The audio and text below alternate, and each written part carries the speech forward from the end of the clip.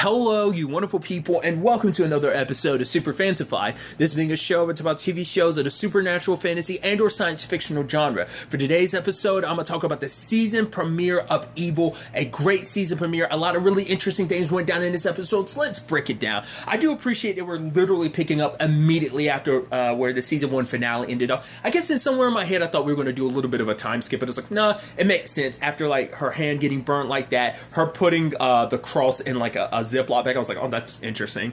And she ends up kind of wrapping up her hand, but she's trying to pretend like, no, everything's okay, everything's fine. But then it's like, right, she gets to work because it's like, right, got to get rid of the evidence. So her climbing axe, she gets ready to go, I guess, dig it, like put it in the grave. I mean, not in the grave, but dig it in a spot for it in the yard, which I'm like, And then but one of the kids are at the window. You can't tell who it is. I'm assuming it's Lexus just because of everything going on with her, which is like, that's wild. I mean, granted, what we kind of learned about last season, it kind of makes sense why it would be Lexus. But the moment she goes back in there, all of them are in this bed, so it's like, and they're all like, oh, what's going on? Oh, why are your hands covered in dirt and stuff? Like the moment she woke up, she was like, I didn't do it. Like it could just be the kid thing of like, what? I didn't do anything wrong. Why are you waking us up? But it's like, I don't know. I was like, I think it had to be Lexus amongst all of them. But obviously for her, she tries to like be like, oh, no, it's nothing. Don't worry about it. Just go back to sleep. But instead of deciding to bury it, this time she just decided to wash it. So it's out and about. Granted, there's still, you can tell when something's been cleaned by bleach. Like you won't be able to find, I mean, granted, there's always a possibility she wasn't able to get every particle of blood off of it. So maybe but you'd have to like, I mean, she also made sure to like hide it behind like an umbrella or something like that, so it wouldn't be in the forefront, so you wouldn't take notice of it. Because someone would probably have to be like, what are the wounds to this? LaRoe's wounds. What weapon shape matches these wounds? And her friend Mira is the one investigating. Well, she might not be the detective leading the case. She's aware of what's going on and stuff like that. The fact is that she made sure to contact Kristen. Considering their last conversation back in season 1, I'm like, why would you contact Kristen? It's it feels like and you're just not letting on. I guess because you're trying to give Kristen enough time to like hang herself with her own rope type of thing. I don't know. But so that has to be dealt with. At the same time, like, you have David dealing with the dream he had, and he's trying to, is asking God for help, trying to figure out, because he's realizing like the devil is tempting Kristen, and she's being swayed over because he cares about her. And I was like, oh yeah, because like you kind of forget like so little time has passed in between like episodes. The show actually takes place over like a short amount of time. Like I've talked about that before. I'm a nut for knowing like how long a story time frame is. That's why like stuff like Persona, like I always, because it's like, oh, you literally know the day and and everything like that. So you actually know that entire story is told over the course of a year. So it's only been like this entire show has been told over the course of like maybe like 3 or 4 months, maybe. So it's just always interesting to me to know that. But which is kind of interesting because that's basically the length of like how long airing out wise it took the show to air out. It's like 3 or 4 months. So it's just interesting how it times out like that. I think they do that on purpose too. But obviously the point I was bringing up is because David's still wounded to the point like he's like putting like alcohol on the wound and just kind of passes out because just how much pain he's in. But he has a vision again, and this time it's the repeat of vision, but this time Leland's dancing. I was like, all right, this show isn't just supernatural and horror based with like eerie and creepy. It's like, oh, it can be downright weird. Just the fact that he's in there dancing. I'm like, wait, what am I looking at? But I guess it's also supposed to represent like, oh, here's Leland. Well, it's foreshadowing because Leland pops up later on, but also it's like, oh, he's celebrating the fact is that Kristen's being tempted by the devil. So David brings it to obviously, he's an archbishop, isn't he? Or is he just a bishop? I don't remember. Essentially, his current boss, bringing him the info about that fertility place and everything, and it being connected. And obviously, he's asking, oh, Ben and Kristen, do you believe in this? It's like, well, Kristen's like, I don't, but I had one of my kids there, so like, I want to know what's what there. If there's any issues, I need to know. But granted, the records have been scrubbed, so they can't find all the kids that had children there. They're only aware of the ones that have correlated with their cases, like Eric, as well as the mother from the season finale, who was having twins, and that baby boy ate the daughter, that whole thing. So there's obviously correlations in those cases, but beyond that, they don't really have information. So they're gonna have to find roundabout ways of finding the other parents who had these kids and see like if there's something going on there. But it's like, right, there's a guy who kind of gives a lot of money that I think that speaks volumes that, like, the Cardinal's like, oh, yeah, I need you to investigate this particular case because this is, he willingly gave himself over to the devil and he wants an exorcism. And I didn't know who to expect. I was like, is it going to be someone we know? Like, I thought it was going to be like, oh, maybe it's like a particular actor I know. Not like them playing themselves, but like, oh, it's going to be like some specific, like, special guest star or something like that. And it's like, oh, it's Leland. I love just the look on David and Kristen's face, like, what? No. Hell no. It's like, oh, you guys know each other? It's like, yeah. Also, it's like, oh, yeah, I'm getting married. It's like, yeah, to my mom, which Ben and David are looking like, wait, what? It's like, right, she only found that out last night, pretty much. So that's, so she's kind of dropping that on them. It's like, oh, cool. So now it's like they feel like Kristen's coming from the perspective of he's a psychopath. David's like, oh, he's in league with the devil. Like, this whole thing is a manipulation. It's a con. I also love that he was like, help me out, David, Kristen, and he looks at Ben, and Ben's like, Ben. I'm like, it happens too often. When you're rewatching season 1, I feel so bad because obviously Kurt's like secretary was like, yeah, David, Kristen, and that other guy left. It's like, that's all Ben ever is. He's the other guy. It's like, Kristen, David. Right, Ben. But he made sure to remember Ben's name now. It's like, it's so sad. It's like, oh, Ben, you're not important. But now you're going to be a little bit more important, at least, to the enemies, to the main antagonist point of view. But I was like, it's just kind of like, oh, that's so mean. Like, just allocating Ben to be like, what's your name again? But obviously, it's like, all right, we got to interview him and find out, like, whether or not he's really been possessed. They want nothing to do with it. But then you have... Well, was it before? I think it was actually, yeah, it was before. Like, Kristen had like been like, oh, you only want us to look into this because you said it yourself that he gives a lot of money. Like, that's the main reason. For Kristen, it's like he's, gotten with my mom. He's done a lot of stuff to basically gaslight us, a lot of stuff. Like first he was trying to get to us, and now like he's doing everything he can to like basically like con you guys, as well as kind of like essentially make you bend over backwards for him. Like, he was trying to get to us before, and now he's just trying to get to you. Don't fall into his trap. But Ben's the one that's suggesting, like, oh, yeah, he's a scumbag, but, like, why don't we use that to our advantage? Like, he's trying to con us, so let's con him back. Let's play along with him. So, obviously, it comes to questioning, and Kristen throws out what she knows already. It's like, oh, yeah, he's from Des Moines and everything. And they're looking like, what? It's like, right. Kristen did a little research on me. She's like, yeah, about your ex-wife and everything. It's like, because last time Kristen had him against the wall and made him feel small and pathetic. He had to go running to literally Satan to whine about it in their therapy session. But now it's a situation where he's trying to be more confident. He's like, nah, I got control of this. I'm in control, so. And that's the thing with Leland. It is hard to say, like, what is the truth and what is a lie. Like, because he brings up like why he gave himself over to, it's like, oh yeah, basically like you make your contract with God, it's like you don't get everything until you die, and even then it's not that great. But with the devil, he gives you immediately what you want and all that, yada yada yada. We find out how he set it up. It's like he got ridiculed, especially like on the bus. He hated the bus driver, so he's like, oh, I basically summoned the devil and I sold my soul to him and told him, hey, I need you to basically kill the bus driver. They end up looking into it. The bus driver did die, but Kristen talking to his ex-wife proved like, oh no, like he never took the bus. He had a car, so it's like there was no, like, you had no connection to the bus driver, so there's no reason you would have sold your soul to the devil to kill him. So. And it just kind of like, and I think for him, it's just like, there she goes again. That ex-wife of mine talking is like, oh, why I oughta, which he deals with that later on, because it's like, Kristen tried to take a jab at him, like, oh, your ex-wife, she's doing great, she's fantastic, she's having better off without. He's like, really? I'd talk to her again if I were you. And it turns out she was in an car accident, and now she's in a coma. So did he set that up? Did he put it in a world with the big guy from down under to like make that happen or whatever? He also confirmed some stuff of like, right, it's like, oh, what does the devil look like? Oh, he's tall, and brought up the fur and the horns and everything, which Kristen and Ben both looked, Kristen and David looked at each other. David knows from his vision, Kristen saw him. So I think, that speaks well, because I always remember the scene from last season where he was like clapping, congratulating her and stuff. So they both seen him, so it is right. But I guess the argument could, because I mean, most things kind of depict him in that goat-like form anyway. I wonder why that is though. Because in Chilling Adventures of Sabrina, he has a goat-like aesthetic. But I'm wondering why that is. Like, not everything presents him like that, but some stuff does. I'm wondering why is that a go-to thing. Like, why?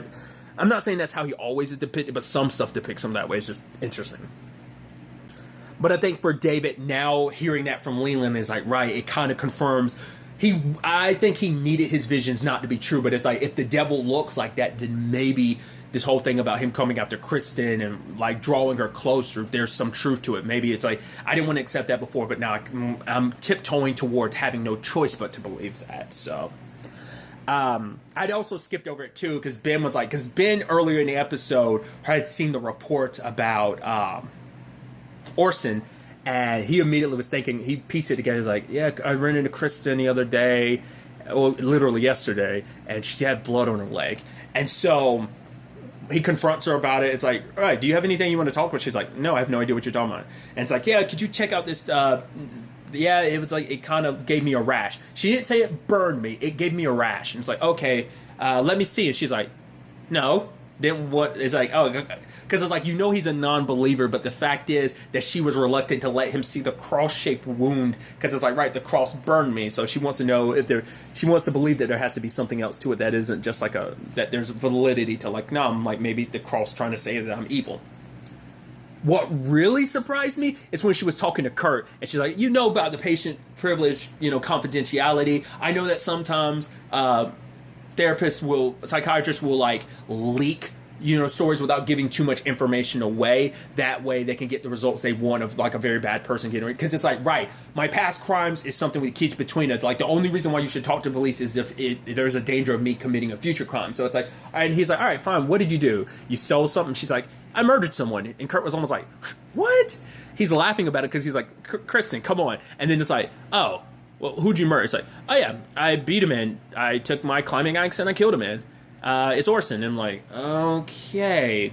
And then like Kurt's kind of goes like, wait, what? Because he didn't think he didn't expect that from Kristen. He didn't expect that response. And even then, like, you do see it on her face a little bit. She is kind of smiling. Like, I'm like, that's really disturbing. All this talk about Leland being a psychopath and everything, it's come on with a little psychotic that you're so happy about it. But for her, she's like, oh yeah, my family's safe. She had said it in the season finale, like, oh, my family's safe. Like, why wouldn't I be happy?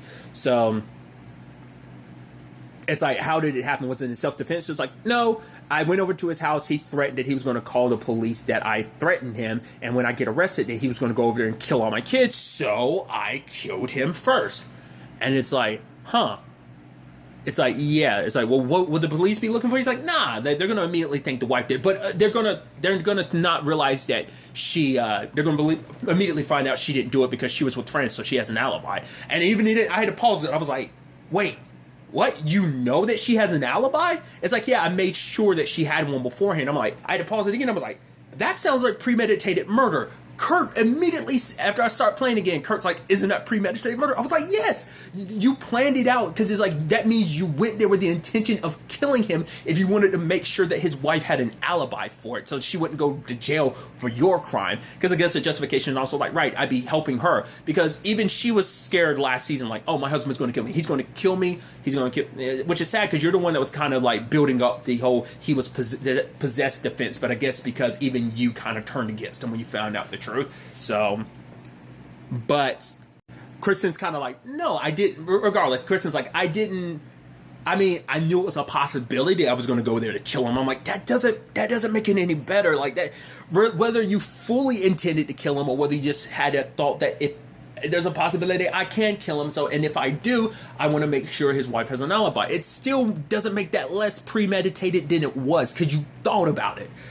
And just Kurt's kind of having to take it with stride because he does have the doctor-patient confidentiality, but it's still like, even him being kind of unnerved by like her response, but for him it's like, you're pretending like you're okay when in actuality you're not, because she had showed him the cross mark and everything. It's like, oh, is that a cross? And she's like, yeah, but there's got to be other reasons for that. You never seen anything like that basically the body reacts to, like, it's like, your mind and body are not in sync with each other. Your mind is trying to tell you, like, no, you're fine. Your body's like, no. It's literally having a physical reaction to you, like, your mind and body, like, disagreeing about, like, what's going on. So it's like, her guilt about it is manifesting in like that. Because Kurt had talked about it a little bit. She was like, had her Catholic guilt. Because that's still something we haven't really covered, like, why she stopped being Catholic, why she kind of became, gave the boot to religion. Religion. Jeez. We never really found out why she did that, so maybe this season will cover it. But Kurt knows some of that because it's like, right, some of your Catholic guilt and stuff like that. You hear that more so than anything, like amongst any religion. It's like Catholic guilt is always like the one that's like, oh, that like religion is always going to make you feel guilty, but it's like Catholic guilt is the one you hear about the most. Interestingly enough. Once again, not trying to disparage any religion. It's just like based on like the conversations you hear in media as well as just in real life. You just hear like, oh, the Catholic guilt. Like that's what I hear come up the most about religion. Weirdly enough. There's also everything with Lexi. Like she's got like those teeth growing in. I'm like, oh, those look straight up like fangs. They even get it examined, and it's like, oh, those are pretty far up in her, like pretty far into her skull. And it's like, oh, it must be because Kristen was like apparently sick when she had when she was pregnant with Lexi. But it's like, oh, don't worry about it. We'll worry about the procedure later. And obviously Kristen's trying to make her feel better. It's like, oh, I had webbed feet and people made fun of me. So I wanted to climb everything because of it. Like, that's why I started climbing mountains and everything. It's like, and Lexi's like, should I start climbing mountains? She's like, no. But, that's my point and everything. Like, you're perfectly fine, beautiful smile and all that. But then later on, like when the doctors are examining her and she bit down on her finger, I was like, ugh! And they show it too. It's like, oh, it makes your skin crawl a little bit. I wasn't expecting that. And then while she's kind of under and everything, I guess she kind of did it subconsciously because she's supposed to be knocked out because of the anesthetic they're giving her. But then like because every time we turn around, she's got blood in her mouth. Like, especially like, oh, that nightmare sequence with Kristen, she had a whole bunch of blood coming out of her mouth. And then like one time it's like, oh, I don't know, I just woke up, I had blood in my mouth. And it's like, now this, like, I guess it's all been leading to this moment with the teeth growing in and everything. I was like, that's weird. And it's like, okay, so I even love what earlier Ben had come over and like, did you slaughter a pig in here or something? Because there was that just seemed like that was a lot of blood just from a tooth. Like, I've had teeth situations like that where it's like, oh, blood in my mouth, but it's never been that's some severe amount of blood. Once again, that's why I'm like, oh, like, it had to have been foreshadowing this in particular. Like, I guess the blood in her mouth was kind of like, it was already happening, like, those were coming in. Because obviously it's like, she's kind of like, the devil had brought it up last season about, like, getting to the next level for Lexi, so, I think that's also interesting too, because obviously like Laura was a bit of a focus last season because of her heart condition. Now it seems like Lexi is for kind of bad reasons why she's going to be the focus. And as we see her kind of potentially go down that, I don't know, Omen route that they're setting up, of what they're setting up for her to be, like, oh, the bad seed, the evil, potentially demonic and corrupted child, and what that turns. Because obviously like to be fair, like, all of Kristen's kids are, like, sweet and adorable, but I think we're definitely going to be seeing a shift this season, in particular with Lexi, and I'm curious to see what that looks like with her interactions with her siblings, like, if it manifests itself in that regard. You had Leland teasing Ben about a nightmare. He's like, oh, you had a nightmare, and it's like, Ben was almost like, what? And now he's saying, like, oh, you're going to have one this time. And interestingly enough, he does. He has a visitor. It's so interesting. Kristen had George last season, and now, which George was supposed to be like an incubus. I'm wondering, is the one coming after Ben supposed to be a succubus? Because she's like, oh, because isn't that what that's supposed to be like? Or succubus like an incubus? I could be wrong. I don't know my supernatural creatures, but incubus and succubus they're the same thing. It's just a succubus is a female, and an incubus is the male equivalent, right? I could be wrong, but that's my understanding. Based on like Shinigami Tensei and mainly just Shinigami Tensei, the limited experience I have the Shinigami Tensei franchise. I think that's the case. So, and her whole thing is about nipples and everything. And it's like, oh, so Kristen gets her fingers cut off, and it seems like Ben is getting garried, except it's a succubus and not a unicorn biting off his nipple or pulling off its nipple, or whatever the case may be. Basically, Ben just chalks it up to, oh, he's gaslighting me, but I hope they're able to compare notes. Kristen dealt with George last season, but I I would love like them to be able to compare notes. And he's like, yeah, I'm seeing this weird thing. Like, I think he would never want to admit it because he is a non-believer. He doesn't believe in the devil. He doesn't believe in God. We tackled that a little bit last season. Like, he does have a religious family. At least they talked about like his dad. So where things kind of split for him, I'd love to kind of know more about that and Kristen, like why both of them kind of turned away from religion. But I do love the whole situation of, right, we got to check your place. And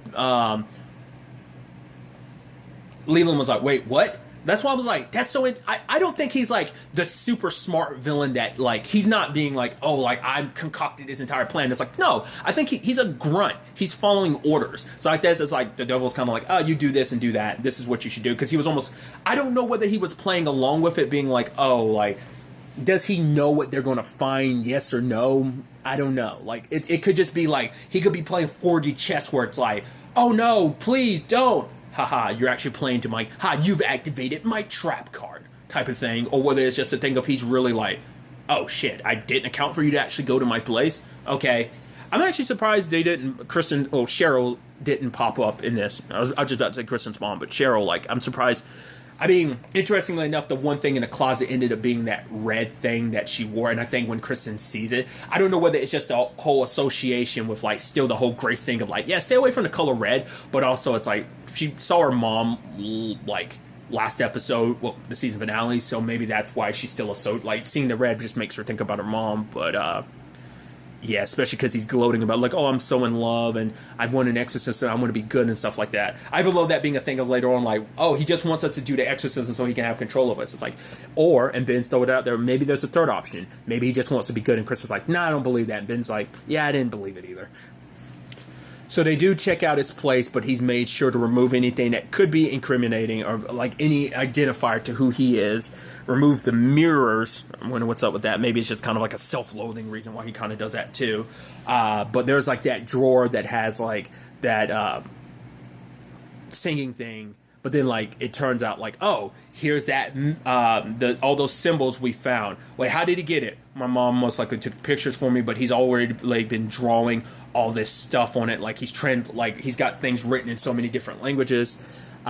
I thought it was so interesting because at first it's like, right, he's leaving out all this demonic stuff. Oh, the cross is upside down. There's this book about demon stuff. It's like the devil and whatnot. And it's like, oh, he's just gaslighting us. He's playing us. And I love that Kristen like happens to walk by the cross and it falls and hits her on the head. I was like, oh, that's interesting. I didn't know it was going to actually be a clue, but I thought that was so fascinating that it's like, oh, it just happened to hit you in the head because it was upside down. And when it falls and hits the ground, camera angle wise, it was right side up. But it's like, was that meant to happen? Was that supposed to be a sign? Because they ultimately end up finding ink inside of it because he had made that whole point of like, right, the devil had branded me. It's supposed to be a countdown or whatever. And it's on 8 right now, but it's like, oh, you did it yourself. Interesting enough, if I'm not mistaken, that's one of David's dad, Leon. That's one of his paintings behind him. So obviously there's still that association and stuff like that. I'm sure that was, if I could be mistaken, but I think that is one of his dad's paintings. So it could be like a subtle middle finger to like David, like, oh, ha, your dad's on our team, or at least uses the symbol and that makes us more powerful, yada, yada, yada. So they're seeing through Leland and all that stuff because he's trying to justify it by like, oh, I was possessed by the devil. Why wouldn't I lie? Do you expect any different? So that's something. But Kristen needs to like diagnose him again to see what's what, and obviously he's questioning her and everything, and it's like, okay, you want us to leave you and your daughter alone? Cool. Like, getting you was actually easy peasy. Like, our main goal is getting David, pulling him away. He's 2 months away from his seminary or something like that, and it's like, so we need you. You pull him away from priesthood, we'll leave you and your family alone. So, and then like the whole thing with Lexus happens that I think is kind of getting to Kristen a little bit. So, but despite everyone's objections, the bishop is still like, we're going to go through with the exorcism. It's like, wait, what? You asked for our opinions. He's like, yeah, and I actually listened to him, but I still agree. And they're just like, well, what's the point of us voicing our opinions? It's like, I actually want all 3 of you there. What? For the exorcism? Like, you say that he's kind of conning us or whatever? Do that, because obviously this is what the archbishop more so, I mean, it was like, no, this is what the cardinal wants. But that's also the thing. I meant to talk about that a little bit more earlier, but it's also like, right, like he is kind of like the terrible person that he is, and somehow he's able to get so close to hierarchy in the church. Like, he's a donor and everything, but it's also like, right, I guess evil comes in so many shapes and forms, and it disguises itself so easily and so good that, you know, no matter how righteous you are in the church and stuff like that, you still can't see someone through. Like, it does seem like there might be something of that. I think maybe it's kind of a bit of a game of like, oh, let's see how close I can get to the church. Like, because it's like, what else are you benefiting from this, like, exorcism and everything? And it doesn't make any sense. So I guess it's just what David has said. Like, he's just trying to basically get you to, like, submit to him, do what you do, like, do what he wants us to do. Like, we're playing into his hand. Which also, I didn't talk about it, but I also love that line of he's like, Kristen's like sitting across from him and he's laughing and she's like, what's so funny? He's like, no, it's just funny because who sat there before? And we're like, right, your last therapy session was literally the devil sitting there having his own notes. That's maybe that's also a correlation that they're trying to set up too, of like, right, he's kind of your psychologist, and then like Kristen doing what she does, like, not saying, like, maybe there's supposed to be some like parallel being drawn there or something. So they've set that up. But also, you know, Ben had hacked into Leland's camera because Kristen had kind of suggested it. And it's like, yeah, let's do that. And Ben's almost like, okay, she's like, usually it's his idea to kind of do something like that. But like for her to immediately jump on it. But it's like, she just can't stand Leland because he's a smug bastard that knows quite a bit about what, I don't know if he knows what she's done. But also we've seen Kristen kind of go dark side, like, over the course of the season. Like, even the fact that she slit him and it's like, oh, don't worry about it. You got like 20 minutes or you're going to bleed out. I didn't cut anything like to immediate death, like that will kill you immediately. So she was already tiptoeing down that direction. And obviously Orson finally like pushed her over the edge. Any coming back from that? I don't know. Because Ben's justification for it was like, oh yeah, like it's made of cobalt heat, even for whatever amount of time, like that's what caused like the rash or whatever. It's like, oh, was this iron on? And it's like, I don't, hair curling iron on or whatever. I don't know. It's like, oh, maybe, you know, Ben having to rationalize everything. It was like, oh, of course it had to be. What was really trippy is the end where Ben's looking at Leland's camera, and then every time he moves, Leland's following him on the other side. It's like, well, Ben's justification probably is, well, he probably hacked mine back because he somehow found out what we did, so he hacked mine back just to mess with me. But then him, like, laughing hysterically and, like, the camera getting distorted like that. So, interesting way to end the episode. I'm so excited to have Evil back. It's been a while, but I cannot wait to see where this season goes. Yeah, it definitely feels like this might be an even darker season than last time. I didn't watch it because I didn't want to know anything, because I saw the teaser trailer like twice, but like it's been a while, so I've forgotten a lot of what I saw. So I kind of want to go into this season knowing as little as possible, so I didn't watch what to expect on Evil Season 1. I'm probably going to go back at the end of the season to watch it, just because like I do like that it's me, George, and he's presenting it. I was like, I like that, just being like, oh, like what you can expect from this season of Evil or whatever. So like I said, just because I didn't want to spoil myself on just what's to come, I didn't watch it, but I did appreciate them taking that perspective on things, with George being kind of the narrator and the one kind of leading, like, oh, this is what happens this season. So, I mean, last time we saw George was dead, but who knows? But like I said, I'm excited to see where this season ends up taking us, where the next episode ends up taking us going forward with all of this. But really, that's all I want to talk about. Till the next time we meet, be happy, be safe, live life to the fullest, and enjoy it. Good day, and goodbye.